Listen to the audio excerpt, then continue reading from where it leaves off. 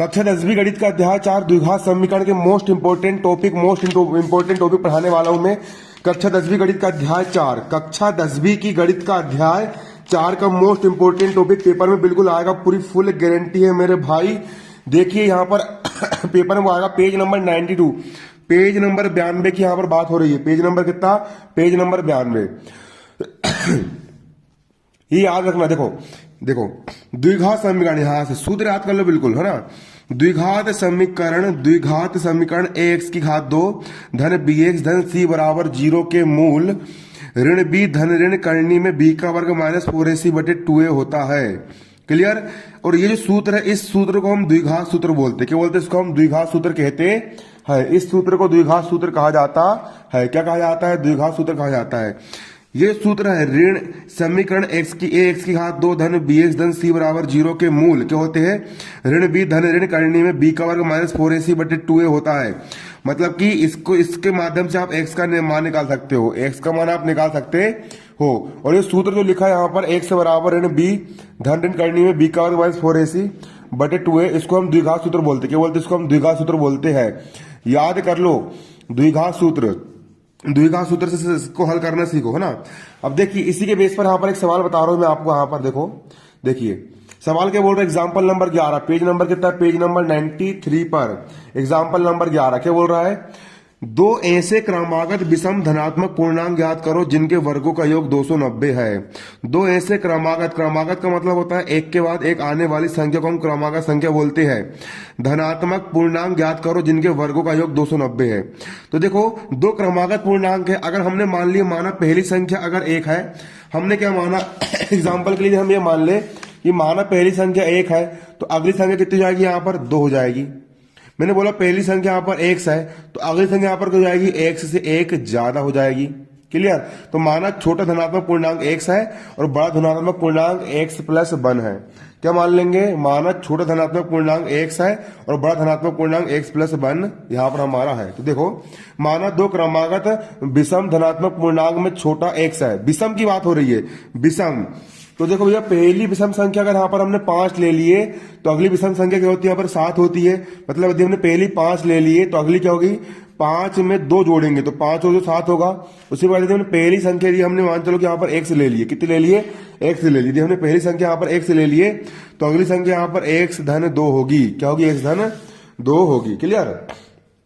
तो माना दो विषम पूर्णांक में छोटा वाला पूर्णांक x हो गया है, तब दूसरा पूर्णांक हो जाएगा x प्लस 2, हो जाएगा x प्लस 2।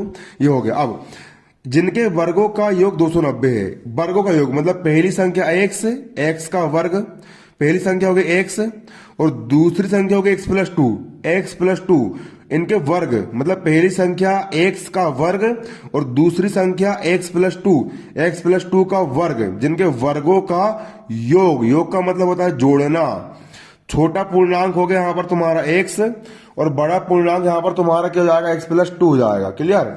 छोटा पूर्णांक यहाँ पर हो जाएगा तुम्हारा x और बड़ा पूर्णांक हो जाएगा तुम्हारा यहाँ पर x प्लस 2, और इन दोनों के वर्गों का योग मतलब कि x का वर्ग और x प्लस 2 का वर्ग और दोनों का योग, कि जिनके वर्गों का योग कितना है? 290 है। छोटा संख्या हो गया x और बड़ा संख्या यहाँ पर हो गया x प्लस 2 और दोनों के वर्ग का योग कितना है? 290 है। बराबर कितना है? 290 है।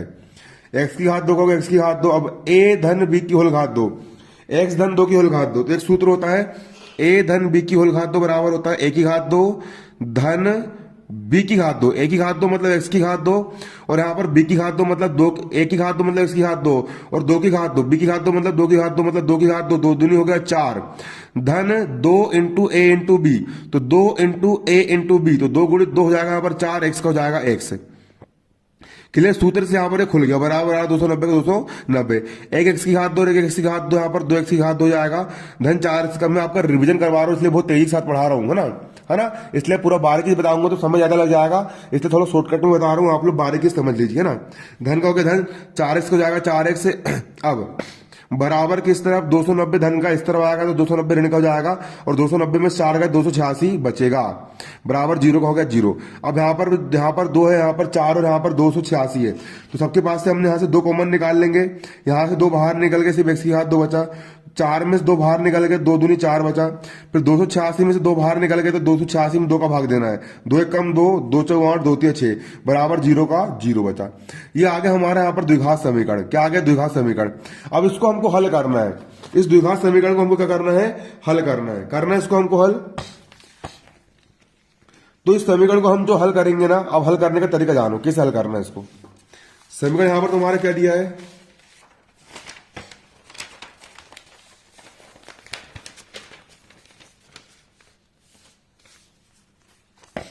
समीकरण क्या दिया है तुम्हारा, x की घात 2 धन 2x ऋण 143 बराबर 0 दिया है। क्या यहां दिया था तुम्हारा समीकरण, x की घात 2 धन 2x ऋण 143, x की घात 2 धन 2x ऋण 143, धन 2x ऋण 143, x की घात 2 धन 2x ऋण 143 बराबर 0 दिया है। इसको हम हल करना है। पेपर में सवाल आ जाएगा इस टाइप का कुछ भी और बोलेगा कि इसको द्विघात सूत्र से हल करो। अगर पूर्ण वर्ग बनाकर हल करने के लिए बोलेगा तो इसके पहले वीडियो में जो तुमको पूर्ण वर्ग वाली विधि बताएं उससे हल करना है, और द्विघात सूत्र से बोलेगा द्विघात सूत्र से हल करना है, आंसर सबसे एक ही आएगा। और गुणनखंड बना के बोलेगा तो गुणनखंड बना के हल करना है। इसको 13 और 11 के रूप में तोड़ लेना, कॉमन निकाल लेना, उससे भी आंसर वो आएगा। यहां पर मैं आपको द्विघात सूत्र से हल करना सिखा रहा हूं। किससे हल करना सिखा रहा हूं, द्विघात सूत्र से हल करना सिखा रहा हूं। द्विघात सूत्र मैंने यहाँ पर आपको अभी बताया था क्या होता है, x बराबर ऋण b धन ऋण करनी में b का और माइनस 4ac बटे 2a, यहाँ पर ये सूत्र यहाँ पर आपका होता है। तो सिंपल है, ये जो समीकरण दिया है इसकी तो हम तुलना करेंगे, है ना। एक मेथड समझा रहा हूं, सिर्फ एक सवाल समझ लो, ये सवाल समझ लोगे बाकी पूरा सवाल तुमसे बन जाएगा, पूरे फोकस के साथ समझना, है ना। ये समीकरण है ना, तो समीकरण की तुलना पूरे सवाल द्विघात सूत्र से हल करने के लिए बोलेगा। किससे बोलेगा, द्विघात सूत्र, द्विघात सूत्र, द्विघात सूत्र, द्विघात सूत्र से हल करके दिखा रहा हूं। द्विघात सूत्र क्या होता है, द्विघात सूत्र बराबर होता है x बराबर, याद कर लो कंटक्स, ऋण b धन ऋण करनी में b का वर्ग माइनस 4ac बटे 2a। द्विघात सूत्र क्या होता है, द्विघात सूत्र होता है x बराबर ऋण b धन ऋण करनी में b का वर्ग माइनस 4ac बटे 2a होता है ना। तो समीकरण यहां पर जो दिया गया है तुम्हारा, x की घात धन 2x ऋण 143 बराबर 0, है ना। तो समीकरण की तुलना, किसकी तुलना, समीकरण की तुलना किससे करेंगे यहां पर हम, ax की घात 2, ये व्यापक समीकरण याद कर लेना, x की घात 2 धन bx धन c बराबर 0 से करेंगे। ये व्यापक समीकरण होता है, इसको याद कर लो। यहां पर x का गुणांक a है और यहां पर x का गुणांक कुछ नहीं, मतलब कितना है, 1 का गुणा हुआ है, तो a का मान 1 आ जाएगा। यहाँ x स्क्वायर गुणांक a है, x स्क्वायर गुणांक 1, तो a बराबर 1 आ जाएगा। a का मान कितना जाएगा, 1 आ जाएगा, कोमा। यहाँ पर x का गुणांक b है और यहाँ पर x का गुणांक 2 है, तो b का मान 2 के बराबर रहेगा, b बराबर 2, b बराबर कितना आएगा, 2 आएगा। और जहां पर c लिखा है और यहाँ पर ऋण 143 लिखा है, तो c बराबर होगा ऋण का 143, c बराबर होगा ऋण का 143। c का मान कितना होगा, c का मान होगा ऋण का 143, कितना होगा c का मान, ऋण का 143 होगा। आगे यहाँ पर abc का मान, अब सिंपल द्विघात सूत्र लगाएंगे, हल करेंगे, आंसर जाएगा। अब लगाएंगे यहां पर हम द्विघात सूत्र, द्विघात सूत्र, द्विघात सूत्र क्या होता है यहां पर हमारा, द्विघात सूत्र यहां पर होता है हमारा x बराबर ऋण b धन ऋण करनी में b का वर्ग माइनस 4ac बटे 2a, याद कर लो बिल्कुल, मेरे को अभी तक याद है ना। x का हो गया x, अब मान रख दो, बराबर का हो गया बराबर, ये ऋण का हो गया यहाँ पर ऋण। अब b का मान कितना है, b का मान 2 है, तो यहाँ b का मान रख देंगे 2, धन ऋण का हो गया यहाँ पर धन ऋण, फिर करणी का हो गया करणी, b का वर्ग मतलब b का मान है 2, तो b का मान रख दिए 2, वर्ग का हो गया वर्ग, ऋण का हो गया ऋण, 4ac, 4 का हो गया 4, a का मान यहाँ पर 1 है, तो a का मान यहाँ पर रख दिया हमने 1, और यहाँ c लिखा है, c का मान है ऋण 143, ये ऋण को लेके चलना है ना, तो c का मान रख देंगे ऋण 143 बटा 2 का हो गया 2, और a है, a का मान कितना है, a का मान यहाँ पर 1 है, a का मान यहाँ पर कितना रख देंगे, 1 रख देंगे। क्लियर है, यस क्लियर है। अब एक्स का हो गया एक्स बराबर ऋण 2 का हो जाएगा ऋण का 2, धन ऋण का हो जाएगा धन ऋण। अब करनी के अंदर 2 की घात 2 मतलब 2 गुणित 2, 2 दूनी कितना होता है यहाँ पर 4 होता है। अब यहाँ पर ऋण गुणा ऋण यहाँ पर हो जाएगा आपका धन और 4 एक कम हो जाएगा 4, ऋण गुणा ऋण यहाँ पर होगा धन और 4 एक कम हो जाएगा 4, गुणा 143 हो जाएगा यहाँ पर गुणा 143 बटा 2 गुणा 1, 2 एक कम कितना हो जाएगा यहाँ पर तुम्हारा 2 हो जाएगा।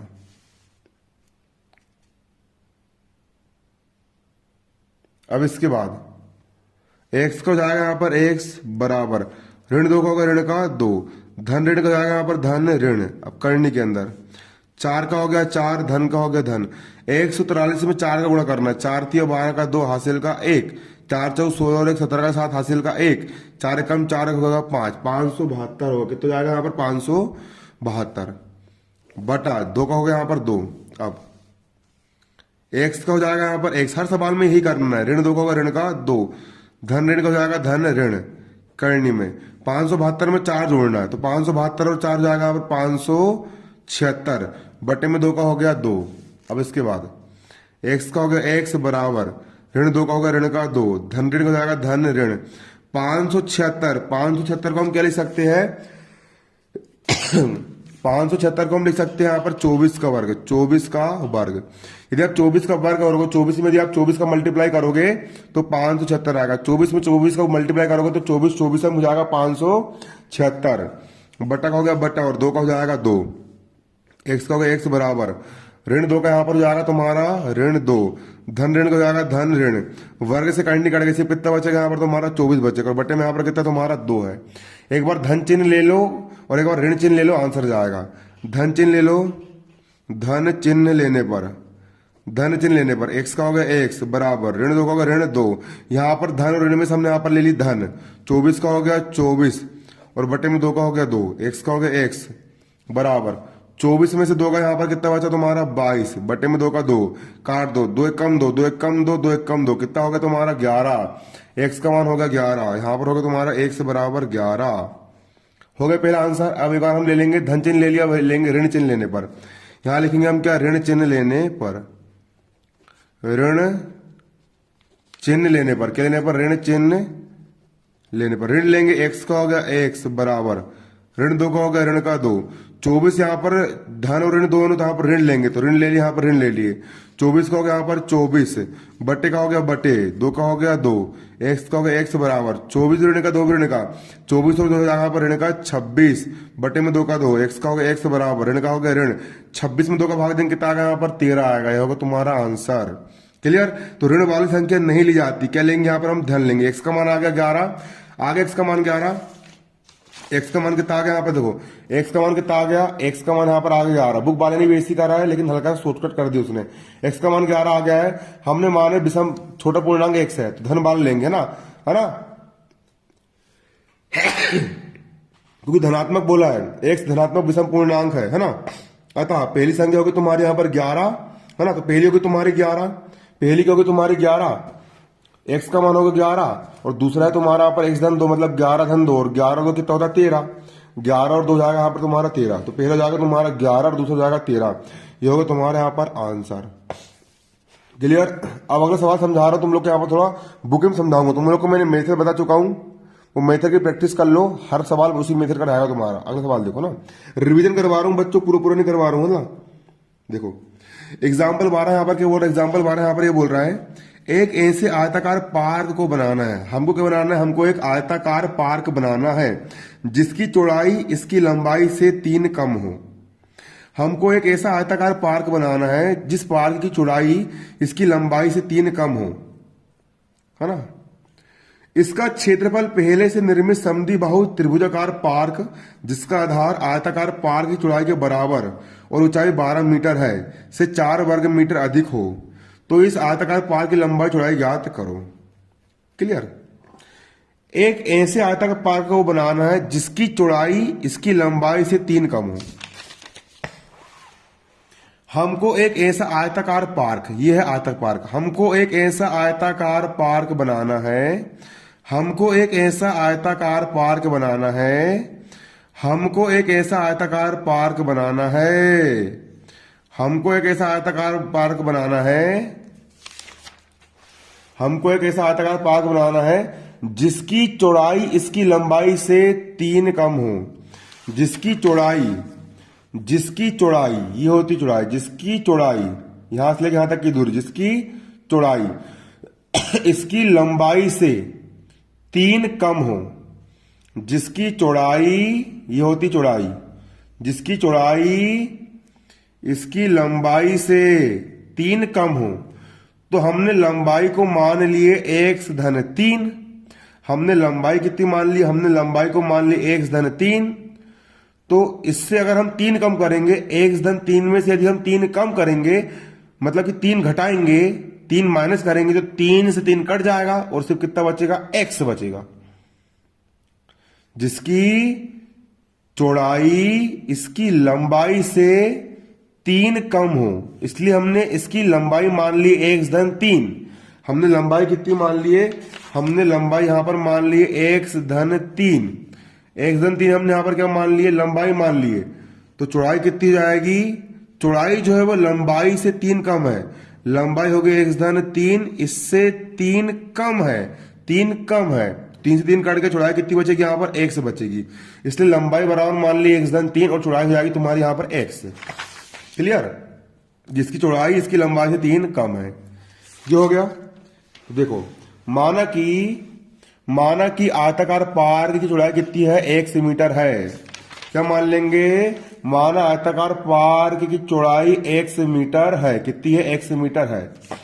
माना आयताकार पार्क की चौड़ाई कितनी है? 1 मीटर है। इसीलिए इसकी लंबाई कितनी जाएगी? x धन 3 हो जाएगी। लंबाई कितनी हो गई इसकी? लंबाई इसकी हो जाएगी x धन 3 हो जाएगी। हो गई। अब इसके बाद आयताकार पार्क का क्षेत्रफल। अब सूत्र लगा देंगे आयताकार पार्क का क्षेत्रफल। और आयत का क्षेत्रफल क्या होता है? आयत का क्षेत्रफल सूत्र बचपन से पढ़ते आ रहे हो तुम लोग। आयत का क्षेत्रफल बराबर होता है लंबाई गुणा चौड़ाई। लंबाई है तुम्हारी यहां पर कितनी? x धन 3 और चौड़ाई कितनी है तुम्हारी x। तो लंबाई गुणा चौड़ाई। आयताकार पार्क का क्षेत्रफल कितना हो जाएगा यहां पर तुम्हारा? लंबाई गुणा चौड़ाई। लंबाई होगी तुम्हारी x धन 3 और चौड़ाई हो जाएगी तुम्हारी x। लंबाई गुणा चौड़ाई हो जाएगा क्षेत्रफल। अब कर देंगे मल्टीप्लाई, x का मल्टीप्लाई पूरे कोष्ठक से हो रहा तो x इंटू x की घात 2 हो जाएगा और x इंटू 3x हो जाएगा और मीटर स्क्वायर हो जाएगा मीटर स्क्वायर। क्लियर है? ये हो गया। अब इसके बाद अब यहां पर देखो तुम, अब है ना? क्लियर है? अब यहां तो समझ में आ गया ना? क्षेत्रफल हो जाएगा लंबाई गुणा चौड़ाई। लंबाई होगी तुम्हारे यहाँ पर x धन 3 और चौड़ाई होगी x मल्टीप्लाई कर दी x इंटू x की घात 2 x इंटू 3 यहां पर होगा 3x। क्लियर है? अब सवाल बोल रहा है इसका क्षेत्रफल, मतलब आयताकार पार्क का क्षेत्रफल। पहले से निर्मित समद्विबाहु त्रिभुज पार्क। एक समद्विबाहु त्रिभुजाकार पार्क है। समद्विबाहु त्रिभुजाकार पार्क है। ये समद्विबाहु त्रिभुजाकार पार्क है। क्या है? समद्विबाहु त्रिभुज। समद्विबाहु त्रिभुज ऐसे त्रिभुज को बोलते हैं जिस त्रिभुज की समद्विबाहु, सम यानी समान, द्वि यानी 2 और बाहु यानी भुजा। ऐसा त्रिभुज जिसकी 2 भुजाएं बराबर हो। जितनी बड़ी भुजा ये वाली है उतनी बड़ी भुजा ये वाली भी हो। यदि किसी त्रिभुज की 2 भुजाएं बराबर हो, जितनी बड़ी ये वाली उतनी बड़ी ये वाली भी है। यदि किसी त्रिभुज की 2 भुजाएं बराबर हो तो उस त्रिभुज को हम समद्विबाहु त्रिभुज कहते हैं। क्या कहते हैं? समद्विबाहु त्रिभुज कहते हैं। तो यहाँ पर ये हमारा क्या है? यहाँ पर ये जो बना है हमारा समद्विबाहु त्रिभुज है। तो इस त्रिभुज की 2 भुजाएं बराबर है, तो जिसका क्षेत्रफल सब पहले से निर्मित समद्विबाहु त्रिभुज है ना, समद्विबाहु त्रिभुज जिसका आधार कितना? आयताकार पार्क की चौड़ाई के बराबर है। सवाल क्या बोल रहा है? समद्विबाहु त्रिभुज का आधार का मतलब होता है बेस, जिस पर टिका होता है। समद्विबाहु त्रिभुज, इस त्रिभुज का आधार आयत की चौड़ाई के बराबर है। मतलब जितनी चौड़ाई आयत की है उतनी चौड़ाई इसके आधार की है। मतलब कि अगर आयत का आधार 1 मीटर का है तो समद्विबाहु त्रिभुज का आधार भी कितने मीटर का होगा? यहां पर 1 मीटर का यहां पर ये होगा। ऊंचाई कितनी है, ऊंचाई इसकी 12 मीटर है। कितनी ऊंचाई यहाँ पर है, 12 मीटर। ऊंचाई कितनी है इसकी, 12 मीटर। त्रिभुज की ऊंचाई, ये त्रिभुज दिख रहा है, इस त्रिभुज की ऊंचाई का मतलब होता है हाइट। ऊंचाई कितनी है यहाँ पर, ऊंचाई यहाँ पर आपकी है 12 मीटर। ये जो ऊंचाई होती है, ऊंचाई कितनी है यहाँ पर, 12 मीटर। त्रिभुज की ऊंचाई कितनी दी है, 12 मीटर दी गई है। क्लियर। तो हम समद्विबाहु त्रिभुज का आधार कितना जाएगा, देखो समद्विबाहु त्रिभुज का आधार, समद्विबाहु त्रिभुज के यहाँ पर आधार हो गया आपका x, तो यहाँ पर लिख लेंगे हम समद्विबाहु त्रिभुज का आधार बराबर हो जाएगा x मीटर। इसके बाद हम निकाल लेंगे समद्विबाहु त्रिभुज का क्षेत्रफल। समद्विबाहु त्रिभुज का क्षेत्रफल, तो त्रिभुज के क्षेत्रफल का सूत्र होता है 1/2 गुणा आधार गुणा ऊंचाई। यहाँ बुक वाले ने लिखा नहीं है, लेकिन तुम हल करोगे पेपर में तो लिख के आना है तुमको। क्या लिखोगे, 1/2 गुणा आधार गुणा ऊंचाई। आधार कितना है यहाँ पर, आधार तुम्हारा यहाँ पर x है, तो आधार का मान कितना रख दोगे, x रख दोगे, गुणा ऊंचाई। ऊंचाई यहाँ पर कितनी है, 12 है, तो ऊंचाई कितनी रख दोगे, 12 रख दोगे। आधार गुणा ऊंचाई, आधार हो गया x और ऊंचाई जाएगी यहाँ पर तुम्हारी 12। अब काट देंगे, 2 × 1 = 2, 2 × 6 = 12, 6 × x का यहाँ पर हो जाएगा 6x। कितना हो जाएगा, 6x हो जाएगा। कितना हो जाएगा, 6x हो जाएगा। तो मतलब कि त्रिभुज का क्षेत्रफल तुम्हारा यहां पर जाएगा 6x, है ना। कितना जाएगा, 6x। त्रिभुज का क्षेत्रफल कितना है, त्रिभुज का क्षेत्रफल यहां पर तुम्हारा 6x है। त्रिभुज का क्षेत्रफल तुम्हारा कितना है, 6x है। और चतुर्भुज का क्षेत्रफल कितना है, तो बच्चों चतुर्भुज का क्षेत्रफल हमने यहां पर ये निकाला, x⁻2 धन 3x है। अब सवाल वाला बोल रहा है इसका क्षेत्रफल, इसका क्षेत्रफल मतलब आयताकार पार का क्षेत्रफल। इसका क्षेत्रफल समद्विबाहु त्रिभुज के क्षेत्रफल से 4 मीटर अधिक है ना। इसका क्षेत्रफल, है ना, इसका क्षेत्रफल मतलब कि आयताकार पार्क का क्षेत्रफल, इसका क्षेत्रफल मतलब आयताकार पार्क का क्षेत्रफल समद्विबाहु त्रिभुज के क्षेत्रफल से 4 अधिक है। इसका क्षेत्रफल मतलब कि आयत का क्षेत्रफल, आयत का क्षेत्रफल, इसका क्षेत्रफल यानी आयत का क्षेत्रफल x⁻2 धन 3x, आयत का क्षेत्रफल, आयत का क्षेत्रफल x⁻2 धन 3x, आयत का क्षेत्रफल समद्विबाहु त्रिभुज के क्षेत्रफल, समद्विबाहु त्रिभुज के क्षेत्रफल, समद्विबाहु त्रिभुज के क्षेत्रफल से 4 अधिक है। जमाना सीखो। इसका क्षेत्रफल मतलब आयताकार पार्क का क्षेत्रफल x⁻2 धन 3x, इसका क्षेत्रफल समद्विबाहु त्रिभुज का क्षेत्रफल, समद्विबाहु त्रिभुज के क्षेत्रफल से 4 अधिक है। मतलब 4 यहां पर हम प्लस कर देंगे। समझ में आ रहा है आप लोग को। इसका क्षेत्रफल मतलब आयताकार पार्क का क्षेत्रफल कितना होता है, x⁻2 धन 3x होता है पार्क का क्षेत्रफल, समद्विबाहु त्रिभुज का क्षेत्रफल 6x से 4 क्या है, अधिक है। 4 क्या है, अधिक है। समझ में आया, ऐसा होता है। x⁻2 का x⁻2, 3x इस तरफ धन का है, 6x इस तरफ धन का है, 6x धन का इस तरफ आएगा, ऋण का हो जाएगा, तो 6x में 3x गए, 3x से बचेगा, बड़ी संख्या ऋण की चिन्ह यहाँ पर ऋण का जाएगा। बराबर किस तरफ 4 धन का है, इस तरफ आएगा 4 यहाँ पर ऋण का हो जाएगा। और बराबर में सिर्फ कितना बचा, यहाँ पर 0 बचा यहाँ पर 0। ये बन गया हमारा द्विघात समीकरण। अब इस द्विघात समीकरण को हम हल कर लेंगे। द्विघात समीकरण को हल कैसे करेंगे, उसी द्विघात सूत्र से। सिंपल है। इसका एक मेथड और समझ लो, एक बार फिर से समझाई देता हूं मैं, तो हमारा कॉन्सेप्ट ही क्लियर हो जाएगा।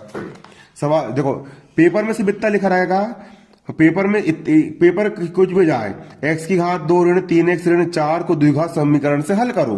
पेपर में क्या लिखा रहेगा, x⁻2 ऋण 3x ऋण 4 0 को द्विघात समीकरण से हल करो। तो सिंपल इसको हम द्विघात से हल करेंगे, तो इस समीकरण का द्विघाती सूत्र का उपयोग करेंगे। इसको उपयोग करेंगे द्विघाती सूत्र का। समीकरण क्या दिया है, x⁻2 ऋण 3x ऋण 4, क्या दिया है, x⁻2 ऋण 3x ऋण 4, x⁻2 ऋण 3x ऋण 4 दिया यहाँ पर। क्या दिया है यहाँ पर आपका, x⁻2 ऋण 3x ऋण 4 दिया है। सवाल यहाँ पर आप लोग का क्या दिया है, सवाल यहाँ पर क्या दिया आप लोग का, सवाल यहां पर आप लोग का दिया है x⁻2 ऋण 3x ऋण 4 बराबर 0। इसको द्विघाती सूत्र से हल करेंगे।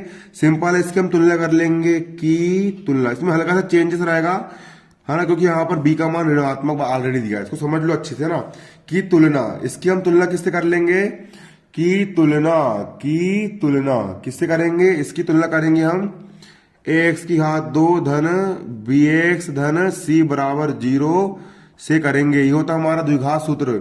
इससे हम इसकी तुलना करेंगे। यहाँ पर एक्स का गुणांक 1 है, यहाँ पर एक्स का गुणांक कुछ नहीं, मतलब कितना है 1 है, मतलब ए का मान 1 आ जाएगा। ए का मान कितना आ गया, यहाँ पर 1 आ गया। यहाँ पर एक्स का गुणांक b है, यहाँ पर एक्स का गुणांक b है, और यहाँ पर एक्स का गुणांक -3 है। यहाँ पर एक्स का गुणांक b और यहाँ पर एक्स का गुणांक -3 है। यहाँ पर एक्स में b का गुणा हुआ और यहाँ पर एक्स में ऋण 3 का गुणा हुआ, तो मतलब b की जगह यहाँ पर ऋण 3 है, तो b का मान ऋण 3 रहेगा। कोमा b का मान कितना रहेगा, ऋण का 3 रहेगा। यहाँ पर c है और यहाँ पर ऋण का 4 है, तो c का मान यहाँ पर ऋण का 4 रहेगा, ऋण का क्या रहेगा, यहाँ पर 4 रहेगा। अब सिंपल द्विघात सूत्र लगाएंगे। यहाँ पर हम क्या लगाएंगे, द्विघात सूत्र लगाएंगे। द्विघात सूत्र यहां पर हमारा क्या होता है, द्विघात सूत्र यहां पर हमारा होता है एक्स बराबर ऋण बी धन ऋण करनी में बी का वर्ग -4ac होता है, और बटे में कितना है यहाँ पर आपका 2a है। द्विघात सूत्र होता है एक्स बराबर ऋण बी धन ऋण करनी में बी का वर्ग -4ac बटे 2a। एक्स का हो गया एक्स बराबर, ऋण का हो गया ऋण। अब यहाँ बी लिखा है, बी का मान कितना है, बी का मान ऋण 3 है, तो बी का मान ऋण 3 रख देंगे। बी का मान कितना रख देंगे, यहाँ पर हम ऋण का 3 रख देंगे। धन ऋण का हो गया धन ऋण करनी में बी का वर्ग, बी का मान यहाँ पर ऋण 3 है, बी का वर्ग मतलब ऋण 3 का वर्ग, ऋण 3 का वर्ग, बी का वर्ग माइनस का हो गया -4ac, 4 का हो गया 4a, यहाँ a लिखा है और यहाँ पर a का मान कितना है 1 है, a का मान रख देंगे 1, और यहाँ c लिखा है, c का मान यहाँ ऋण 4 है, तो c का मान यहाँ पर कितना रख देंगे, ऋण का 4 रख देंगे। क्लियर, रख देंगे। बटा का हो गया यहाँ पर बटा 2 इंटू ए है, तो 2 का हो गया 2, और a है यहाँ पर, a का मान कितना है यहाँ पर 1 है, a का मान यहाँ पर हमने 1 रख दिए, a का मान कितना रख दिए, 1 रख दिए। अब इसके बाद x का हो जाएगा यहाँ पर x बराबर ऋण गुणित ऋण, यहाँ पर हो जाएगा आपका क्या धन, और 3 का हो जाएगा 3, धन ऋण का हो जाएगा धन ऋण करनी में। अब देखो करनी का हो गया यहाँ पर करनी, ऋण की घात 2, ऋण का वर्ग हो जाएगा धन, 3 का वर्ग 3 तिया 9। अब ऋण गुणित ऋण यहाँ पर हो जाएगा धन, 4 एकम 4 और 4 हो जाएगा यहाँ पर कितना 16 बटा 2 गुणित 1, 2 एकम यहाँ पर हो जाएगा 2। एक्स का हो गया x बराबर धन 3 का हो गया धन का 3, धन ऋण का यहाँ पर हो जाएगा धन ऋण करनी में। 16 और 9 कितना जाएगा, 16 और 9 यहाँ पर हो जाएगा आपको 25, बटा में 2 का हो गया 2, मुन्ना हो गया 2 समझो बेटा, चपड़ा गंजू समझ ले बेटा। 16 और 9 25 होता है बेटा, 25 यहाँ 24 किसने लिख दिया, हाँ 25 लिखो बेटा यहाँ पे। हाँ x का हो गया x बराबर धन 3 का हो गया धन का 3, धन ऋण का हो गया धन ऋण। 25 को क्या लिख सकते हैं, 25 को हम लिख सकते हैं 5 की घात 2, 5 का वर्ग 25 होता है, बटा 2 का हो गया यहाँ पर कितना 2। x का हो जाएगा x बराबर धन 3 का हो गया धन का 3, धन ऋण का हो गया धन ऋण। वर्ग से करनी कट गई, वर्ग से करनी कट गई, सिर्फ कितना बचा 5 बचा, बटे में कितना यहाँ पर तुम्हारा 2 है, धन को नहीं लिखते। अब एक बार धन चिन्ह ले लेंगे और एक बार ऋण चिन्ह ले लेंगे तो तुम्हारा आंसर निकल करके आ जाएगा बेटा। अब लिखेंगे धन चिन्ह लेने पर, क्या लेने पर, धन चिन्ह लेने पर धन चिन्ह लेंगे, x का हो गया x बराबर 3 का हो गया 3, धन चिन्ह लेंगे, ये ले लिया मैंने धन चिन्ह, 5 का हो गया 5, बटे में कितना यहाँ पर 2 है, तो x का हो गया x बराबर 5 और 3 यहाँ पर हो जाएगा 8, बटे में 2 का हो गया 2, x का हो गया x बराबर 8 में 2 का भाग 2, 8 में 2 का भाग दिया कितना आया 4, x का पहला मान कितना आ गया तुम्हारे यहाँ पर 4 निकल के आ गया। धन चिन्ह ले लिए, अब एक बार ऋण चिन्ह लेंगे, क्या लेंगे यहाँ पर धन ऋण दोनों, धन तो ले लिया, अब एक बार ऋण चिन्ह लेंगे, तो यहाँ पर क्या लिखेंगे ऋण चिन्ह लेने पर। अगले पेज में करना मैं यही कर दे रहा हूँ, कंजूस इंसान हूँ, कॉपी नहीं मेरे पास है ना। यहाँ लेंगे हम ऋण चिन्ह लेने पर, ऋण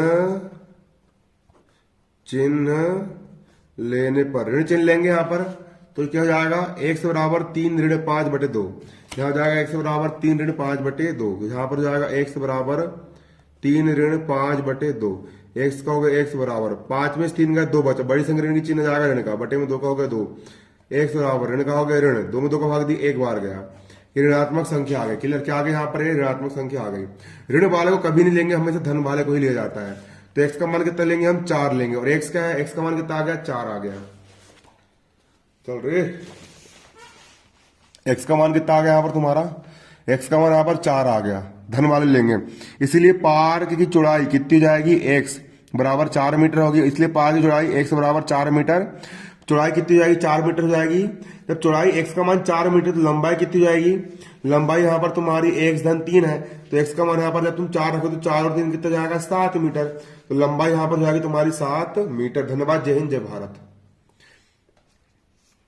इसको भी द्विघात समीकरण से हल करना है, ये वाला सवाल करके देख लो द्विघात से हल। ए का मान हो जाएगा, ए का द्विघात से हल करना है इसको। ए का मान 3 हो जाएगा, बी का मान ऋण 5 हो जाएगा और सी का मान 2 हो जाएगा। क्लियर? वो द्विघात सूत्र लगा देना, ऋण बी बराबर धन ऋण बी का वर्ग माइनस 4ac वाला बन जाएगा जे बी। इसको भी हल कर लेना, ये भी बेसिक हल हो जाएगा, जे वाला भी इसको हल हो जाएगा बेसिक सिंपल। उसके बाद देखो यहाँ पर जो प्रश्न बोले कि 4 सवाल है, ये भी द्विघात सूत्र से हल कर सकते हैं उनको भी इस टाइप से। धन्यवाद, जय हिंद, जय भारत। देखो ये हालत कैसी होगी मेरी, सुबह से बना रहा हूँ तुम लोग के लिए वीडियो, न नहाया हूँ। स्मार्ट तो नहीं दिखता हूँ मैं अभी तुम लोग को। क्यों नहीं दिख रहा हूँ तुम लोग को स्मार्ट? क्योंकि बच्चों स्मार्ट में भी इसलिए नहीं दिख रहा हूँ क्योंकि मैंने सुबह से मुंह भी नहीं धुला हूँ। दिन भर से सुबह 6 बजे से आप लोग के लिए वीडियो बना रहा हूँ ताकि आप लोग पास हो सको। हालत बिल्कुल पूरी ऐसी पतली हो गई है। धन्यवाद, जय हिंद, जय भारत।